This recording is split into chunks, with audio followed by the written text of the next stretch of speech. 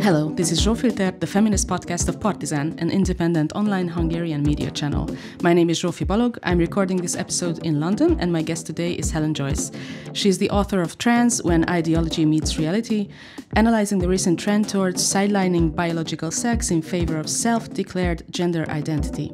The book was also translated to Hungarian. The Hungarian title is Transzneműek. Helen has been a staff journalist at The Economist since 2005 up until 2022. She held several senior positions at the paper, including Britain editor, finance editor, and international editor. She has a PhD in mathematics from University College London. She is currently working as director of advocacy for the campaign group Sex Matters, a human rights organization promoting clarity about sex in law, policy, and language.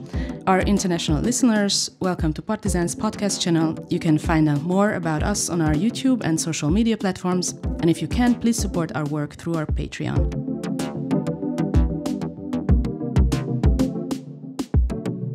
Helen, great to meet you. Oh, thanks for having me on the show. Thank you for making time to talk to me.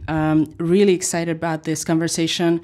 What I want to start with is your Twitter bio. So your Twitter bio says, "Show me the third gay meat and we can talk." Let's talk about basic biology, I guess, because apparently these days it is not very clear there are two sexes. So, I mean, it's as clear as it ever was, honestly. I mean, if you know anything about human biology or indeed animal biology or indeed evolution, you'll have noticed that there are things called mammals. They come in two sexes, male and female, and mammals don't change sex. There have been mammals for 400 million years, and we humans are mammals, so ergo we do not change sex. That's kind of obvious, and nobody thought it was anything but obvious. But there's been a strange, misinformation or disinformation campaign over, some decades, but really accelerating, I would say, in the last decade, to trouble the notion of binary sex, as the queer theorists would have it. So you trouble categories by suggesting that they're blurry, or suggesting that, contrary to what you thought, they interpenetrate, or that people can move between them, or whatever. They're a spectrum. Yeah, or they're a spectrum, but they're not categories at all. We can talk a bit more about why, but just for now, I would say that, there's a strong strain in modern academia, in particular in the humanities and the liberal arts, to pretend that we don't know that there are two sexes. And it's strange because people outside those fields think, when they hear stuff about trans issues or about trans women, that's a man who identifies as a woman, they assume that people know perfectly well there are two sexes, but that there are some people who are very unhappy with that. And in fact, they can be very sympathetic about that. Like, if you think that a man is very unhappy being a man, you can try and see how you might accommodate him as a woman. I think that causes problems, but you can at least conceive of it. But actually, as I discovered when I was writing my book, that's not the claim that's being made. The claim that's being made is that he really is a woman, that by saying he's a woman, he either demonstrates that he always was a woman, truly, really, completely, or he somehow becomes one.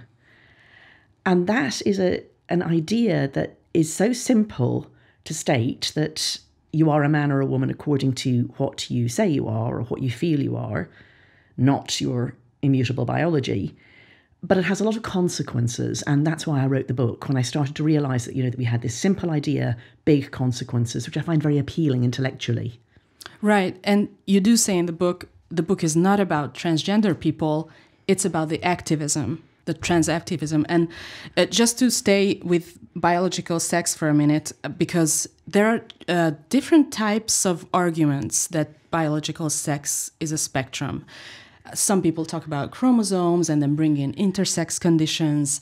Some people talk about functioning and non-functioning body parts, which is just kind of weird. But anyway, they say, oh, well, not all women will give birth if you want to divide based on reproduction. But you have a way of describing this very simple fact that cuts through the bullshit when you talk about gametes and our reproductive functions. So for people who are confused, how can we understand this? Sure. For anyone who's confused, they're trying to confuse you. It's not you, it's them. What's going on is something very like when people talk about intelligent design or creationism. They're not really trying to set out a fully thought out, functioning scientific argument. They're trying to pick a lot of ultimately unconnected and often not accurate holes in the mainstream theory in order that they confuse you so much that you throw your hands up and say, this is just too hard. So if you step back, a sex is a reproductive category, and it's an evolved reproductive category. So the way that most animals and many, many plants reproduce is that there are two types of gametes. There's the big ones that we call eggs or ova, and that's the ones that women produce. And there are little ones that are called sperm in animals, and they're pollen in plants. And you get one egg and one sperm or piece of pollen. They combine, they make a new cell that's of a type that can reproduce itself, and that becomes a new organism. There are only two types of gametes. So there are only two sexes. And the sexes are the characteristics or the organisms that are organised around those gametes. So with some animals like earthworms, they have both. Earthworms are what are called hermaphrodites. They have both male and female parts. But with humans, like all mammals, all the male parts are in one type of body and all the female parts are in the other type of body. And those bodies can therefore be called male and female. This is something that we kind of knew, but it's quite good to be forced to say it as clearly as possible. Sexes are reproductive roles, and there are only two reproductive roles, so there are only two sexes. People say, as you commented, they say, what about infertile people? Now, I'm an infertile person. I'm doubly infertile in a sense, which was, I'm now 55, so I'm past my fertile window. But only women, only the female people, go into menopause. Menopause is part of the female life cycle. But also I was infertile when I was younger. So my husband and I did IVF to have children.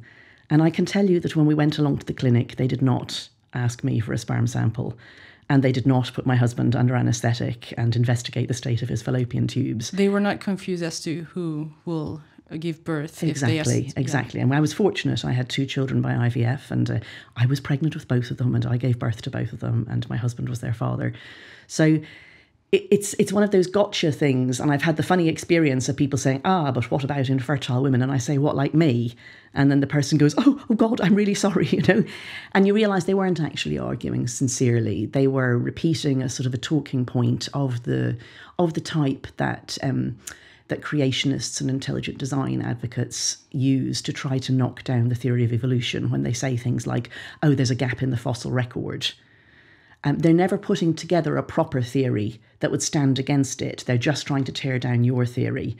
And if you remember the things that you already know, which is human beings come in two sexes like all other mammals, the fact that there are some people who have unusual problems with their reproductive organs, that's just like the fact that there are some people, who were born with 6 fingers or, missing their eyes or something like that. Every part of the body has developmental issues in some people. It doesn't make a third sex. It doesn't make a sex spectrum. There are animals that can change sex. Clownfish famously can change sex, but we are not clownfish. So the fact that clownfish can change sex doesn't mean anything at all for human beings. We're mammals. Right. I think that's so important to really understand because, yes, as you say, sex change is not possible, even though people go through all these horrible medical interventions to kind of resemble some kind of sexist notion of the other sex. But it's not actual sex change. It's a lie. And what I also find infuriating is that suddenly people are expected to not believe their own eyes. I mean, distinguishing males and females is, I think, the most basic human instinct. Yeah. It doesn't matter where you live, you're poor, you're rich, you're 5 years old, you're 60, it doesn't matter. Every human has this very basic capability. You immediately, of course, with some very rare exceptions, exceptions. But I mean, this is something that you shouldn't have to feel like you have to study biology, law, psychology, I don't know, all kinds of things to argue because it's just so basic. Yeah, I think people are really, because we live in such a complex world and complex society where all sorts of things that you think are obvious aren't. People are always saying things like, did you know that light is both a particle and a wave? And you're like, how could that work? Or, suddenly something that was meant to be good for you is now bad for you. Or people can do extraordinary things like get to the moon. And I think ordinary people lose confidence in their own judgment. And then the other thing is that social norms change. So I'm old enough at 55 to remember, in Ireland, my home country, homosexual sex was illegal when I was a child. Abortion was only legalised very recently. Of course, there wasn't really a race issue in Ireland in the sense that there were no immigrants. So there just wasn't a question of, I saw what happened in America and going back a bit further before I was born, the civil rights movement. So things that people thought were givens, like that it was all right to treat black people a certain way, or to treat gay people a certain way, or to treat women a certain way. Those social realities turned out to be up for grabs in a very good way, of course. And so people have lost their grounding and feel that like maybe everything they believed is false, or that very clever people have now proved that you can change sex in some sense. And when you lose that intellectual confidence, you're basically available to be lied to about almost anything, really. So there's a famous saying, I think, from Hannah Arendt, who talked about totalitarian states. She said, the goal of propaganda isn't to make you believe it, it's to make you believe nothing. So that's what happens when people start to lack or lose faith in just very, very basic facts. Like the fact that there's two sexes is about as basic as the fact that we breathe air, not water, and that we are not immortal. Like it's that fundamental to our species. If you lose faith in that, really somebody can sell you anything.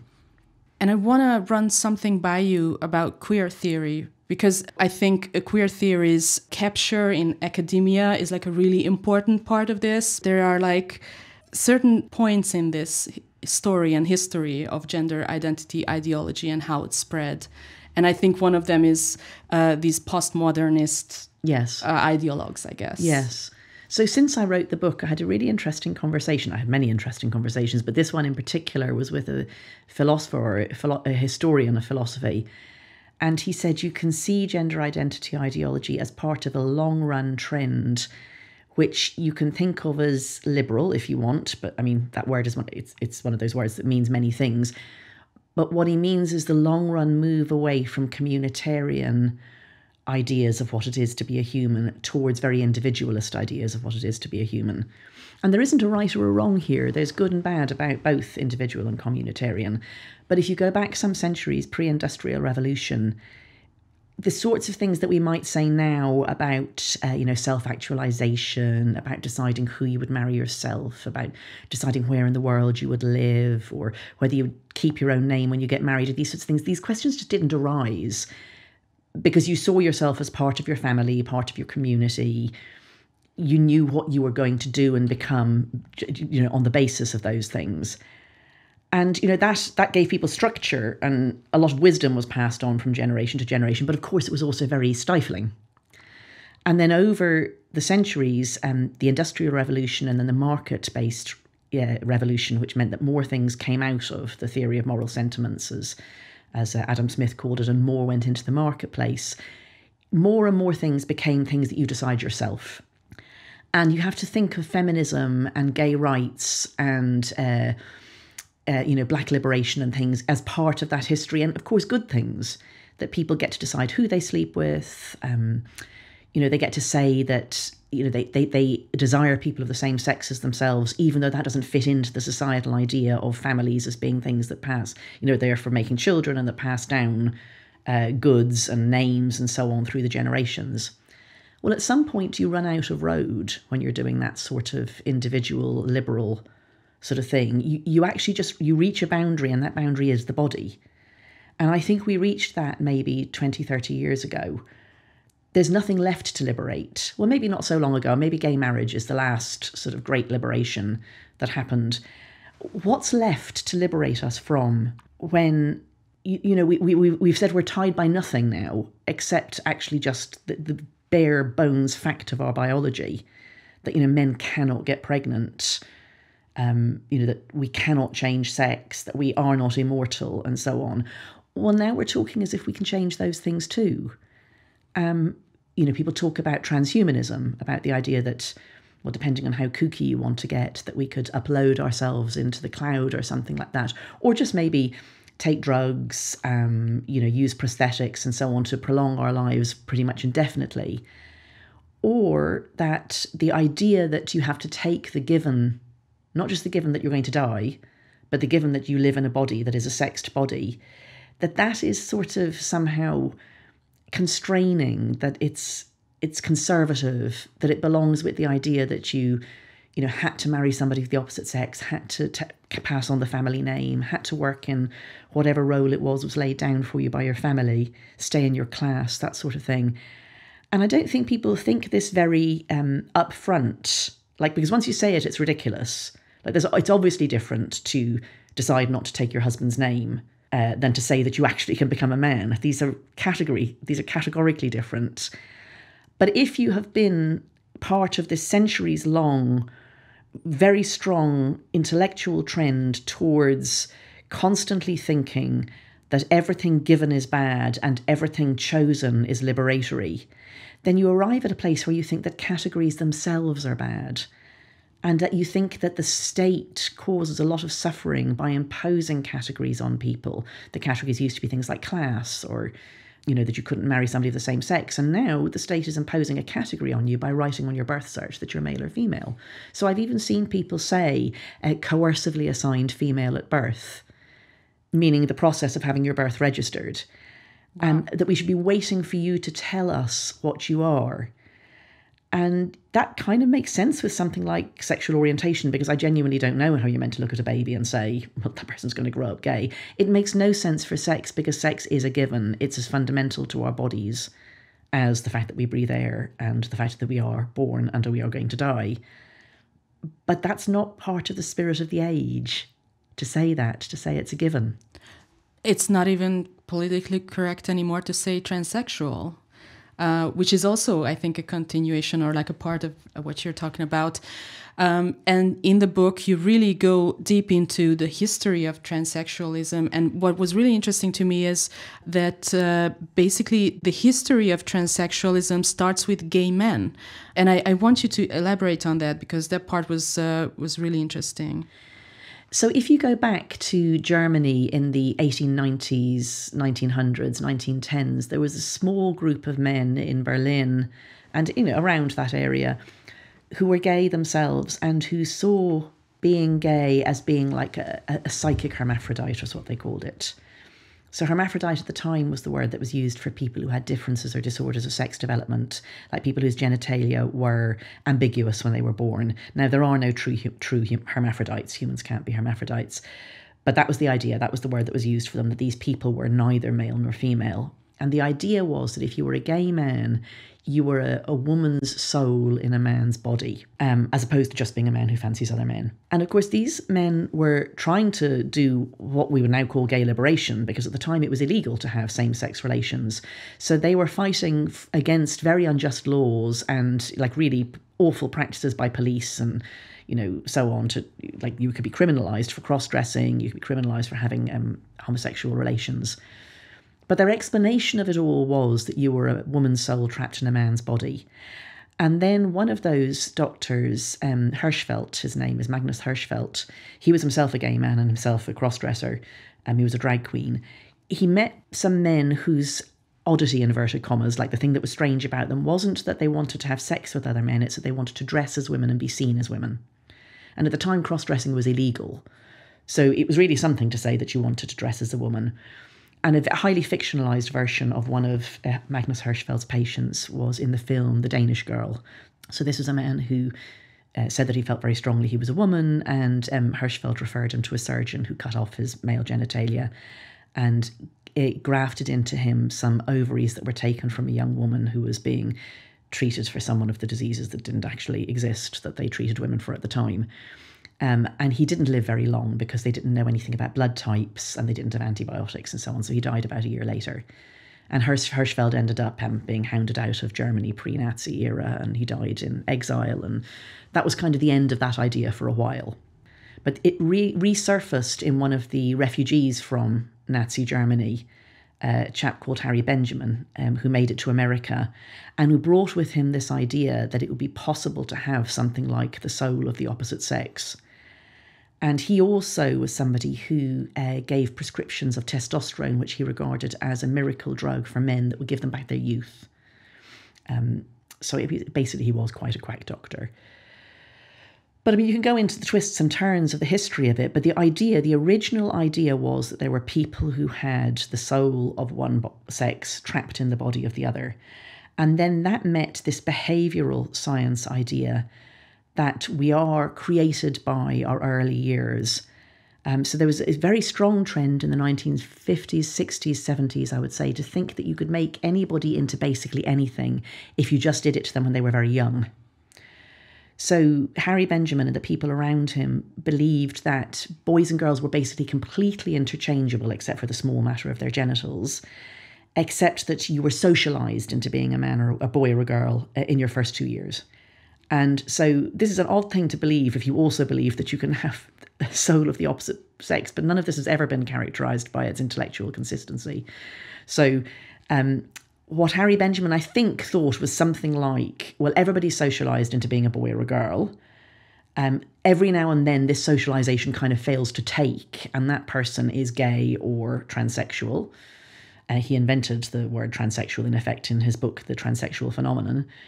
But then, you see, if you believe this, then you think that you could make anybody into a boy or a girl if you just do it very young. So what he's remembered for nowadays is telling parents of little boys who had damaged genitals or malformed genitals when they were born that they should cut their child's genitals off and bring the child up as a girl. And this did not work well. This was a terrible human rights abuse, as is now recognised. And there's a famous case of two twin boys who were circumcised in early babyhood, and one of them, the circumcising equipment had a malfunction and it burnt off his penis. And so the parents, unfortunately, fell into the hands of Harry Benjamin, who told them that they should cut the child's genitals off and tell everybody that it was a girl, bring him up as a girl. And this boy and his twin brother both killed themselves as adults. What they went through was just horrific. So it's always been at the centre of the heart of this of these doctors who do this sort of medicine, some strange, inconsistent combination of thinking that it's an idea in your head that makes you a man or a woman, but also that it's the social role that you play that makes you a man or a woman. And, what I believe is just something very much more basic and I think more progressive, which is just, it is just a brute fact that I am a woman, just as much as it was that I was born on a particular day and I don't know what day I'll die, but I will die. These things are not things I can change. I'm not going to let it hold me back. I'm going to do what I like as a woman. I don't think it's very progressive to say that if I play the social role of a man, I become a man. In fact, I have a PhD in mathematics, as you mentioned, so I don't know if that makes me fulfill the social role of a man. Maybe. None of it is consistent and none of it is intellectually coherent in any way. And that's one of the things that makes it very hard to argue with, because people just shift ground. Like if you say, look, the idea that you have a sexed soul is a bit idiotic, they'll say, social roles. And if you say, but social roles, for goodness sake, I mean, can I be cast out of womanhood by not acting in a womanly enough fashion? They'll say, but everybody knows who they are. It just chases around and they land on whatever bit you're not arguing about at the time. It's odd. And speaking of the gendered soul, I really want to talk about how this acts as a religion, basically, because I find it easier to deal with it and argue if I think about, how would I argue with a Scientologist? Or when they say, you deny the existence of trans people, I would say, I don't deny the existence of Scientologists, but I don't agree with their dogma. And it has, this religion has its priests and its celebrities and its dogmas, and it has the excommunication if you don't agree. But if you nod to everything, they will be love bombing you with this rainbowy, I don't know, this is a beautiful big family thing. But what's in the core of it, it's this gendered soul, that there is something in your soul that is magical, unexplainable, and somehow it's different from your body. Yeah, it's very dualist, isn't it? It's like Cartesian dualism that there's, I think therefore I am. It's that my mind that is sort of separate from me, and that's what makes me who I am. I think it's a very seductive theory in that I think it's like there's a hole in our psyches that fits into, and over again we reinvent the idea that there is something separate than our bodies that makes us who we are. I mean, I'm really quite a radical atheist. I absolutely disbelieve in all varieties of God, and I'm not just agnostic. I just really think it's all false, all nonsense. And that means that I think there was no me before I was conceived. There will be no me after I die. There are no ghosts, there are no spirits, and there are no souls. But I mean, this puts me in a small minority of all humans who've ever existed, as far as we know. Like, it feels right that there was a me before I was born, and people think that the people they love live on after their deaths. And most of us do think there's an afterlife. And people think about angels and spirits, and the idea of reincarnation doesn't seem to make absolutely no sense, which to me, it makes just literally no sense. So I have to accept that when you say to people, there's something in you that is the eternal feminine or the eternal masculine, and the eternal feminine could get somehow trapped in a masculine body, that's not something that seems odd to human beings on the grand sweep of things. I mean, I think you're right that it's very religious. It's obviously very religious in its flavour. And I would like it to be reclassified in people's minds from a civil rights movement to a religion. Because when it's a civil rights movement, if I say of a man who says that he's a woman, well, I'm sorry, you're actually a man and I don't want you coming into women's spaces or playing in women's sports, then I'm committing a civil rights violation. What I want to be doing is just saying, oh, that's your religion, that's fine, you believe what you like, practice how you like, just don't impact upon my life or anyone else's life, the same as I do to every person with any other religion. And then we can all get back to living with each other in a more comfortable way in the secular settlement, which is freedom of belief, but no freedom to impose your beliefs on others. It just makes so much more sense because everything falls into place. Like, oh, that's why I'm not allowed to disagree. Yes. That's why I have to declare. That's why I have to keep just repeating the mantra, trans women are women, because we don't have to argue. It's the divine truth of it. I mean, religions were like that, all of them. Religions do mostly tend to be quite intolerant affairs until they're tamed. So I think back to the history of the Crusades, for example. I mean, you couldn't just say to the Crusaders, you do you, and just say, well, no, they were forcibly converting you. I mean, the history of my own country, Ireland, is, Protestant Catholic wars to some extent. And this is an intolerant religion. We live in a secular society. We live in a secular world where people are meant to have freedom of belief and freedom to practice their religion, but not freedom to impose it on others. And because we don't understand this as a religion, we aren't fitting it into that framework. So as soon as you say it's a religion, you can basically solve all the problems because you can say, you do you. But at the moment, it's like a crusading religion. It's an intolerant religion that's trying to force everybody to live by its precepts.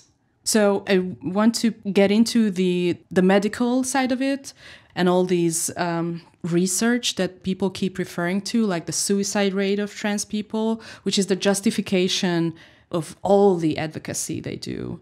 How does it look like here right now in the UK? What kind of interventions are available readily to people? So I keep coming back to the central idea, which is that you're male or female according to what you say you are, not your biology. And as somebody who has a PhD in mathematics, I think of things as logical systems where you have, equations that interrelate to each other. And if you have a logical system and you put a falsehood into it, that falsehood propagates through the whole system. Because as you may remember from school, if you have an equation, you can do the same thing to both sides of the equation and the equation will still be true. So if you have a false equation, you can make any equation false. You get the falsehood goes everywhere. So it's a bit like that 2 decades roughly ago, a falsehood was introduced to British law, which was that a person could change their sex with a gender recognition certificate. And in some respects, that was just recognising something that doctors had been doing for about 50 years before that, which was these surgeries on very distressed people who felt very strongly that they were really meant to be members of the other sex. And what sort of happened was a kind of a two-step thing where medicine would do something, then the law would have to catch up. That law was taken as a justification to do more medicine, and then the law had to catch up again. And basically what happened was doctors started it. The operations that they did, they're not very effective operations. They can only at best be cosmetic because human genitals are actually extraordinary organs, like both our internal and our external sex organs are amazingly multifunctional when you think about them. And you absolutely cannot do much to turn male sex organs into female ones or vice versa. But, you can do something that looks roughly right if you don't give it too hard a check. And that's what they were doing. And then that meant that they'd created anomalous people that bureaucrats had to respond to with things like changing the sex on your passport or your driving license or your work records so that you could get on with everyday life. And then doctors would say to their patients, well, if I do these things, you can get these changes of records and you can start to use the spaces for the opposite sex. And then that became sort of the practice. And then by 2005, there ended up being this legal way that you could change your sex without even doing an operation, in fact. So that was the first national level law. 2005? Yeah. Wow. The first national level law that gave people the right to change their birth certificate to say the opposite sex on it without actually having surgery. And the reason for taking out the bit about the surgery is that the surgery obviously sterilises you. So by now, people were thinking it was their right to get a piece of paper that said that they were a member of the opposite sex, if that's what they felt like, because basically this had been kind of happening for about 50 years. And that was what they were sold the surgery on the basis of. But then you look and you say, well, this surgery sterilises you, and you can't have something that's a right that's dependent on getting yourself sterilised. So it's like that game, that game where you have 3 cups and there's a ball under one of them and you move the cups around really fast and you can never find the ball. Like, the reason that they were going to give you this piece of paper was because you'd gone through this surgery. And then people say, well, I want the piece of paper, but I don't want the surgery because the surgery is a terrible human rights abuse, which it is. So give me the piece of paper anyway, and now you've got the piece of paper without the surgery. Actually, very few people have got these pieces of paper. Probably about 5,000 people alive have. There have been 6,500 of them granted. So it's a very tiny number of people. But what it did was it broke the concept of sex in law. And since 100% of us have a sex, it's broken the concept for all of us. And it means that in the places where we distinguish between male and female people, which isn't many places, but I work for an organisation called Sex Matters, and what we keep saying is sex doesn't matter in many places, but when it matters, it's sex that matters. So when you're talking about sports, when you're talking about, who goes into which prisons, rape crisis centres, positive action for women in work, maternity leave, all of these things that are really irreducibly linked to our sex biology, you've broken that concept. And we have difficulty every time we try and say anything like, we need to have a single sex space to do such and such, because there are some men who are entitled to come into the women's space and some women who are entitled to come into the men's space. Very tiny numbers, but it means you can't be categorical anymore. And these are categories. They really are categorical things. And so that's kind of the way that it's happened legally in this sort of lockstep with the medicine. So what's happening with the medicine, which I think was really the question you were asking? Again, it's not many people who do these surgeries. Most of the people who identify as trans don't actually do any surgeries at all or take any drugs, easily 80 or 90% of them. We don't have good numbers because it's not actually a very firm category, what it is to be trans. It just means you think you're trans. But we think about 90%. So what do the other 10% do? Well, they may take cross-sex hormones. If they are children, they're unlikely, and in this country, they won't be given on the NHS any cross-sex hormones until they're 16, but they may be given puberty blockers, which are very powerful drugs that shut down your entire sexed endocrine system. So they just stop you going into puberty, but they do other things as well. The idea is to give you time to wait, to think, but actually they halt your development, probably intellectually as well, so I don't think they're a great idea. So puberty blockers, cross-sex hormones, and the most common surgery is top surgery, which is cutting a woman's breasts off so that she looks more masculine. And then a variety of operations on the genitals, which are kind of horrific, but it's important that people understand what's done. So the more common ones, still rare, but the more common ones are the ones that are done on men, which is when you take out the inner parts of the penis and you use the skin of the penis and the skin of the scrotal sac to make what looks like a woman's labia and a sort of a neovagina, a sort of a vault, a cavity that's inserted in front of the perineum. And of course, this is nothing like a vagina. Like a vagina is a remarkable organ that is self-cleaning, that can, stretch to accommodate a baby's head, that's got many nerve endings in it. This is not that. For women, the surgeries are even more brutal because, as they pleasantly say in the field, it is easier to dig a hole than to build a pole. I know, doctors, their sense of humour. So what they do is either you will do a relatively minor operation, of course a major operation, but like wait until I say the next bit. If you take testosterone as a woman, your clitoris grows much bigger. And you can detach the base of the clitoris. There are tendons that keep part of it inside you, and you can get what looks like a little mini penis. So you could do that and then get a hysterectomy and get your vagina removed. And some women do that. Your voice will have lowered if you've taken testosterone. You'll grow body hair. Your hair on your head may recede. So you may actually pass quite effectively as a man.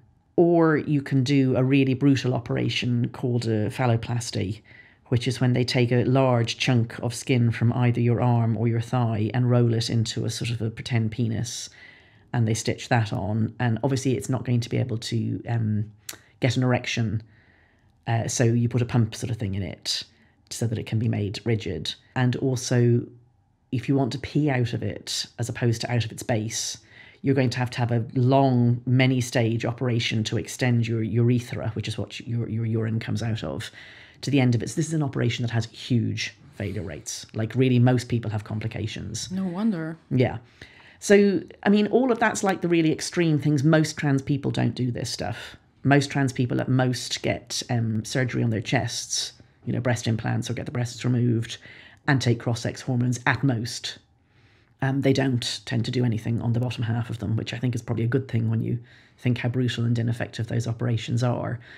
But I think that's important to hold in mind when you're talking about trans women, which is men who identify as women, using women's spaces. What you're talking about is male bodies.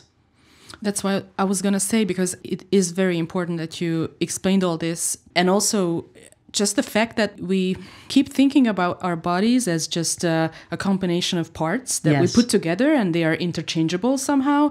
But as you said, the vagina is not just a hole, obviously. I mean, it's such a sexist idea, such a disgustingly misogynist idea. It's so ridiculous that you can just, they say create a vagina. What are you talking about? Also, the vagina is not just there by itself. It's connected to our entire body and system.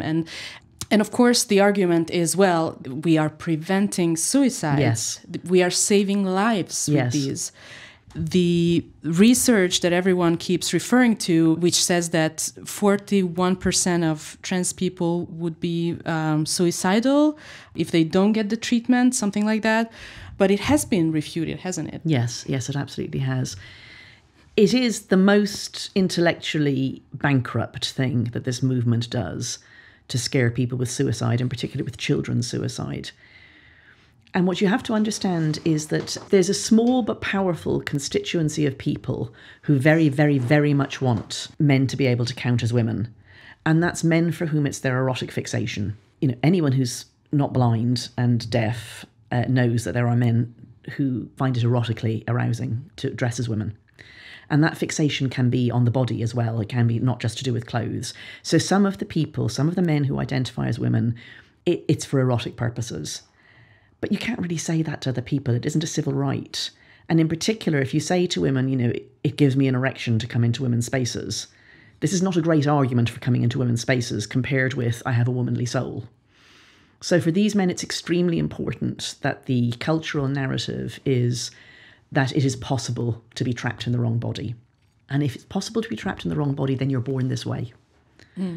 That's really important to understand. For these men, it's extremely important that children are born transgender. They say they were born transgender, and they say that some children can be identified who are transgender. And so for them, it's incredibly important that you identify young children and say that child is really a boy, even though he looks like a girl, or vice versa. So you can even think of the transgender child as a category that was created in order to conceal the fact that there are erotic cross-dressers. Well, if you're going to interfere in a child's normal development in a way that will make them not just infertile as adults, but actually sterile, because if you interrupt a child's entire puberty, like you don't even let them go into their own body's puberty, and you direct them onto cross-sex hormones, they will never become fertile. We become fertile in adolescence. And of course, if you then go on to have these surgeries, you really absolutely, definitely, there's no fertility left and probably no sexual function either. Their bodies become orgasmic as well in teenage years. So you're making children who are catastrophically and irreversibly sterile. And that's something that you wouldn't do except to save somebody's life. So you have to frame this as life-saving. I mean, the only other child that you would ever consider destroying their fertility like that is a child who had a cancer and that you had to give them radiotherapy or chemotherapy to save their life. And you'd say, well, I'm doing it to save their lives. Right. So that's what they're framing it as. The suicide is essential as the counterweight to what they are doing to these children. And what they're doing to these children is essential because it props up the myth that these men have a woman inside as opposed to are erotically fixated on being a woman. And then when you look at it, you think, that's incredibly intellectually bankrupt. But, we could just ask it as an evidence question. Like, is there evidence? Is there evidence that these children will kill themselves if you don't affirm them, as they say? So affirm them means say that when a boy says he's a girl, you say, yes, you really are a girl. And you take a girl's name and in this country use pronouns, girls' pronouns, and vice versa.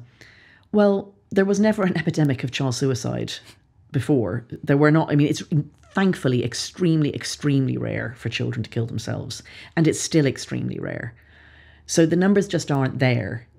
And in particular, if you look at children who are very seriously concerned about their gender, so that's children who've been referred to the major clinics, some of them have very long waiting lists. So those waiting lists are a very good place to look for suicides. And what you will see, and research has been done here in the UK, and the clinic has put out a statement as well, the JIDS clinic it's called at the Tavistock, those children are troubled children.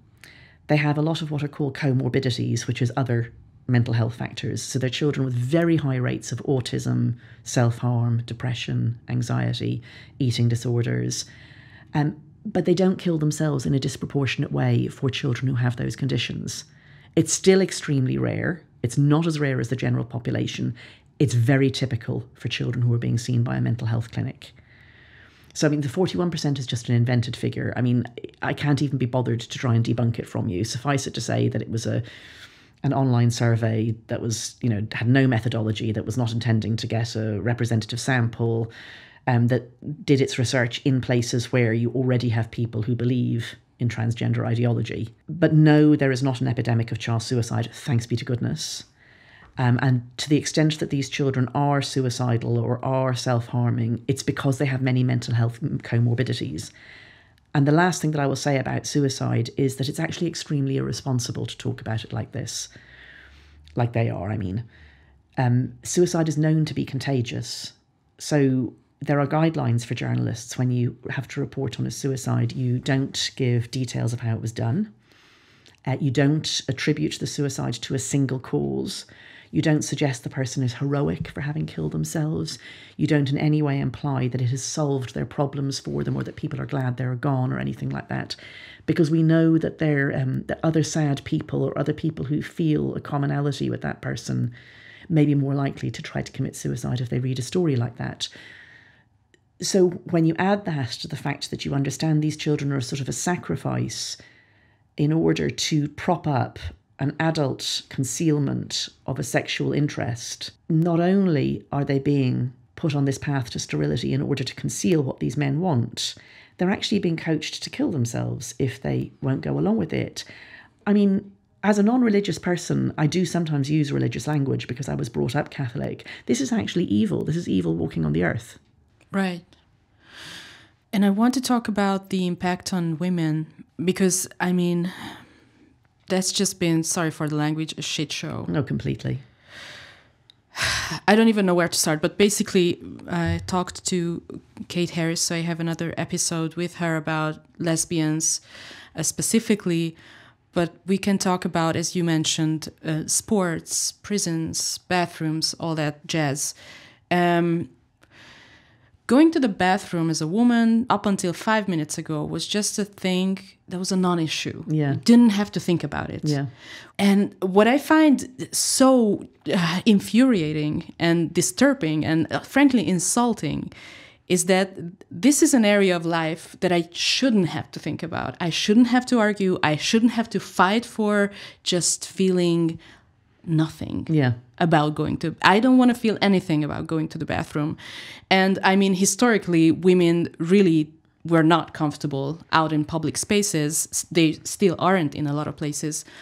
But I just can't believe, because, okay, there are trans activists, a group of people who really push this. Fine, I get it.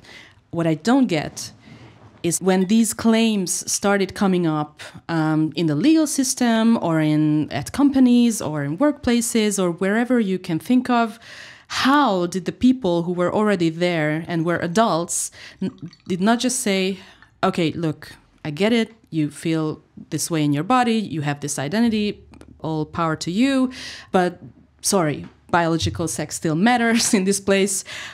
How did so many people not even put up a fight? They just embraced it full scale. And I know it has to do with the gay rights movement and all the historical, like it really was hijacked by this idea that it's the same exact minority struggle that gay people have, all that. But still, I still cannot believe how quick and efficient this capture was in all areas of women's spaces. Yeah, I mean, it is amazing, isn't it? I mean, it makes you realise that women's rights were only ever contingent in the first place. Right. Like we were given them when it didn't, when there was no man who minded. And now there are men who want them. But I think it's really important to recognise that women are often our own worst enemies. So the people who push this idea more than anyone else is young women, despite the fact that it's young women who are the biggest losers from it. You're right. That's a very good point. I have two sons who are 22 and 17, and, they and their male friends do not fall for this mostly. The people that they know who are absolutely mad for LGBT rights, as they say, are women, young girls. And I think that there's a great deal of shame involved in having a female body in a world where the male body is the default. And when you think about the two bodies, it's much easier to believe that you are a sort of an immortal machine with a ghost in it if you're a man. Because women bleed, women get pregnant, women are physically weaker, we have a lot more fat and a lot less muscle. We have the shameful body, we have the body that's been seen as the sex. Like the title of Simone de Beauvoir's book, The Second Sex. In that book, I mean, I don't read good French, but I mean, it's explained, I remember the edition that I had explained that in the French, women were called the sex. Like men were the humans and women were the sex. Oh. So all of sexuality, desirability, being an object rather than a subject is put on women's bodies. Like men don't think of themselves as sexual objects, although we think of them that way, of course, if you're a heterosexual woman. But we don't get to talk about it the way they do. Like if you look at art, it's women's bodies that are naked. Statues of men are statues of famous men in their clothes. Statues of women are mythical women naked. So it's shameful to have a woman's body. And it's also, something that's your nose is rubbed in it when you're a young woman. Like as soon as you're 13, 14 and you grow breasts, men will comment on them. You'll get groped. Disgusting older men like your father's friends and things. So I think there's a really strong desire of young women to deny the fact of their own body and also to deny their sisterhood with older women. Because older women are like, they're even worse than young women. I mean, they've got stretch marks, they're saggy, they might, wet themselves when they sneeze if they've given birth, Like the female body is the shameful body and you don't want to be seen as having one of those shameful bodies and admit its vulnerability. So there's an incredibly strong intellectual desire among young women to deny the fact of their own vulnerability. Like it's no fun saying, oh, we're the sex that have to have our own sports in order to be able to compete. It makes you sound like a loser. And it's no fun saying I need to have spaces away from men because men, nearly every man can kill nearly every woman with his bare hands should he wish to. And to face up to the fact that you're the sex that can be raped, to face up to the fact that if there's an unwanted pregnancy or an unwanted child, it's you that's going to have that one. Easier to live in denial. And nowadays, because we live in a society that's very divorced from nature and most people do desk jobs that don't require great strength, it's actually relatively easy as a woman in your teens and 20s to lie to yourself and to everyone else about the reality of sex-based differences. So young women do sometimes say to me, but I am as strong as a man. And then I'm talking to a woman who's never been hit by a man. and also a woman who's never played sport with a man, of course. But, if you talk to the women who are in rape crisis centres or domestic violence shelters, these are women who know in the most painful possible way that they are not as strong as men, and that men are more violent than women too, not just more physically strong. But isn't it fun to pretend that that's not true? And there's a lovely thing, a lovely expression. What is it? It's intra-group competition. So when you're trying to jockey for status in, say, university applications or in getting the best jobs or in cultural affairs, there's two ways you can do that. And one is that you advocate for your group, and the other way is that you advocate for yourself within your own group. So my type of feminism would be a sort of solidarity-based feminism, where I think, what's good for women as a group? And that's a difficult sort of feminism in some ways, because women are a very varied group. Some are mothers and some aren't. Some are heterosexual, some are homosexual, some are postmenopausal, premenopausal, whatever, We're very varied, much more varied than men. But there's another way to think about your own status, and that is to compete against other women. And I mean, that's the mean girl bitching, snide put-downs of other women for being ugly, talking about older women in a contemptuous way, acting as if you're never going to be old yourself, and so on. But you see it when you see women deny that they need any special accommodations in order to live in a world where men are stronger and men are dominant. What they're saying is, see those weak women over there. They say they need special accommodations. I don't. I'm a cool girl.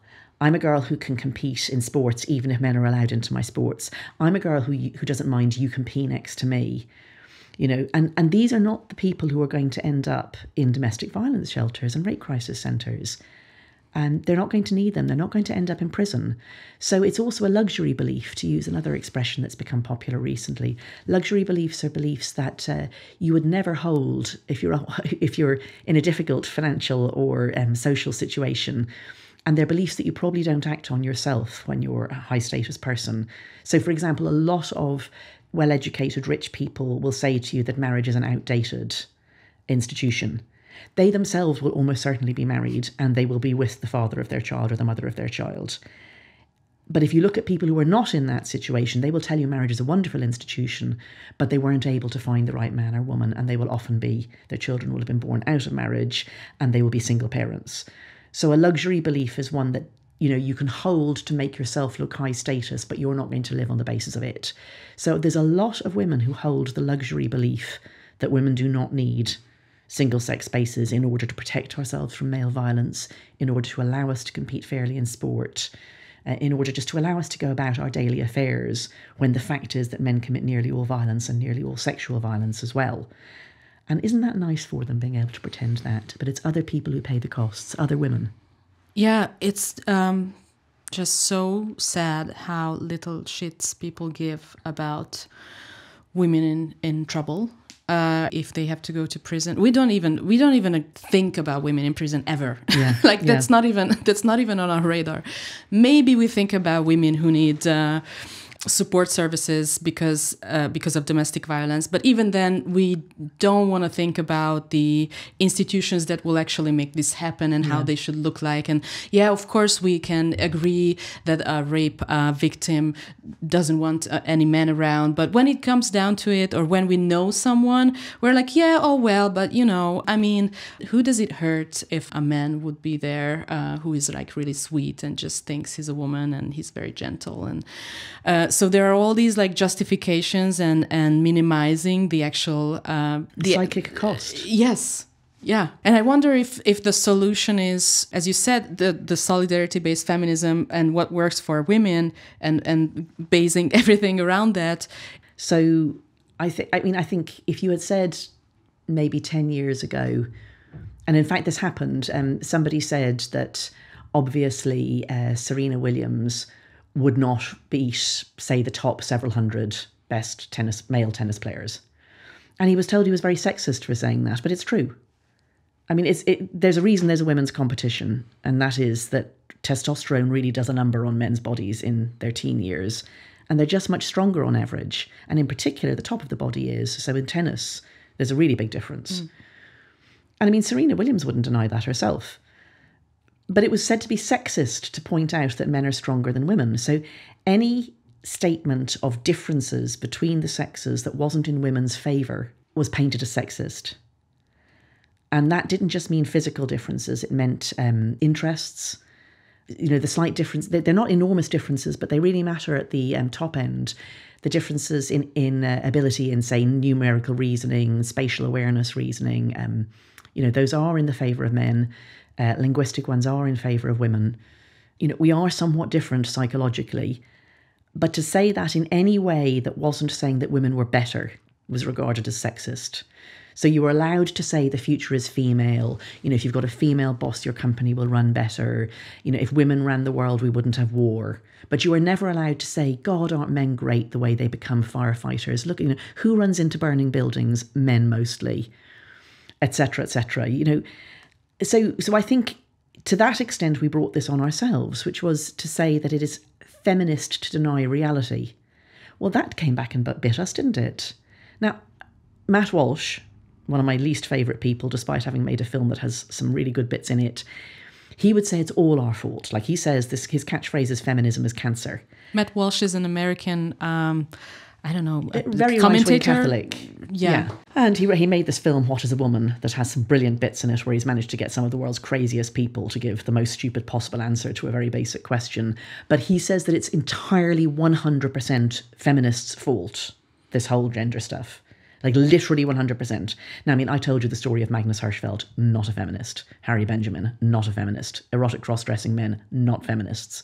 So, but the bit that I do think that feminism contributed was the idea that if you ever are to say men and women are different and in some respects men have the edge, that was regarded as anti-feminist.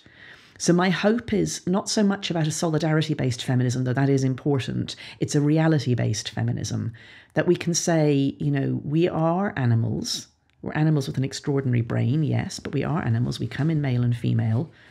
That has small but non-negligible impacts on really a lot of things about us. And then some specific large impacts when it comes to things like having children, staying safe, competing in sports. And can we think about this in a rational way? Can we think, you know, what it is to be a happy, safe, fully actualised human woman and human man? And mostly we need the same things, the vote, the chance to earn a living, etc., but sometimes we need different things. And then we can think about the world that we live in and build a world that's fit for everybody, build a world that's fit for both men and women. Because if we don't think about it that way, the world is fit only for men. Because men are the default humans. And actually, I would say it's not even fit for men. Like most men are, you know, fine people who love a woman, who have daughters, who care about their mother, etc. Like a world that's not fit for women is not a world that's fit for men either. So, I mean, I have this sort of utopian idea that out of the wreckage of this movement will come a desire to build a world that's fit for humanity as humanity actually is, namely sexed. I do keep hearing this, what Matt Walsh was saying about how feminism is to blame for this. And a bunch of other commentators and intellectuals say this. And I kind of have like an inner conflict about this because I do get defensive, I find myself, because I know that these guys haven't seen what's invisible in feminism. Yes. And how much struggle is in trying to be critical but being shut down all the time, and, you know, feminists being non-platform left and right. But at the same time, I like, for instance, in Hungary, I think for years we saw this coming. We had the space to talk about it. We still do. We pretend that we are not able to talk about anything because of Orbán, but we missed so many chances. And we just watched it unfold. And people who paid attention, even in the 2010s, when this all started to happen really fast, we knew what is coming because we saw what's going on in the US, in the UK. All the narratives started coming in the same way in the LGBT organizations locally. And I don't think it's an interesting game to like pick who's to blame, but at the same time, I think there is responsibility even in feminist organizations and gay rights organizations. Completely. When they didn't say, I'm sorry, what? Yeah, I think one thing you have to remember, I mean, I completely agree with all of that. And, you know, it's always been the case that anything women have needed, women have had to do for themselves against stiff opposition from some women and a lot of men. But the people who are the biggest cheerleaders and evangelizers for this movement are young women, and young women are not powerful. It is not young women who have spread this ideology, because they are not the women who are in government, who are running organizations, who are writing laws. It really is not those women's fault. I talk to a lot of women who work in the women's sector, in rape crisis shelters or in women's centres. And they have been put in the most impossible position on this, because if you say anything about it, you're going to lose funding. Well, I mean, it's not women who are running the funding organisations. Most big foundations, it's men's money. They're told what they have to say if they want to apply for money. And they know that if they say this shelter really is women only, and by women, I really mean women, I don't mean men who say they're women, that they will lose all their funding. And the women who work in that place will never get a job again. And they know that there are women who are very dependent on them. So they say what they have to say to get the money, and they cross their fingers behind their backs that they can manage this somehow. That, if a violent ex-husband turns up and says, now I'm a woman, or if some guy who's clearly getting his kicks out of sitting in a rape crisis support group, there are lots of men who find it very erotically arousing to listen to women talk about rape. So that's one of the reasons that a man would identify as a woman in order to get into a rape crisis centre, is to get his kicks from listening to women talking about being raped. And everybody who works in the women's sector knows this, everyone. But you have to just try and manage it and hope that you cope, and hope that the guy doesn't turn up to you, and hope that if he does, you can, limit the damage and look after the women and keep going the way that you've always kept going, because the women's sector has always been on the brink of crisis. It's always underfunded. And the women who are doing the most for other women are battling, and always have been battling, in such hard situations that to expect them to have taken time out from, the day-to-day struggle with women who are often drug addicted, prostituted, they've had their children taken away from them, they're traumatized from child sex abuse. All these things are happening to these women. And somehow the person who's helping them with too little money is also meant to be responsible for fixing a problem that's mostly caused by men. It's a bit much. It's a bit much to say that about them. So yeah, we're going to have to fix it, because we always do. But I also think that we're going to kind of have to hit rock bottom before we can come up again. And I'm afraid of the things that we're going to lose along the way. We've already lost so much in the legislative push to destroy and erase sex categories that I think some of the things we may never get back. And I also think that the LGBT forced marriage between people with minority sexual orientation and people who identify as members of the opposite sex, that's going to bring down gay and lesbian people too. I mean, already American polls are showing that public acceptance of gay people is falling. And I don't think that's gay people. I think that's trans. I think that's because their organisations push what is seen as a movement that is highly damaging to women and children. And if, to the extent that gay people don't speak up against that, they will get caught up in a backlash. And that, again, is not fair, but it's what's going to happen. Thank you so much for talking to me, Helen. Oh, thank you.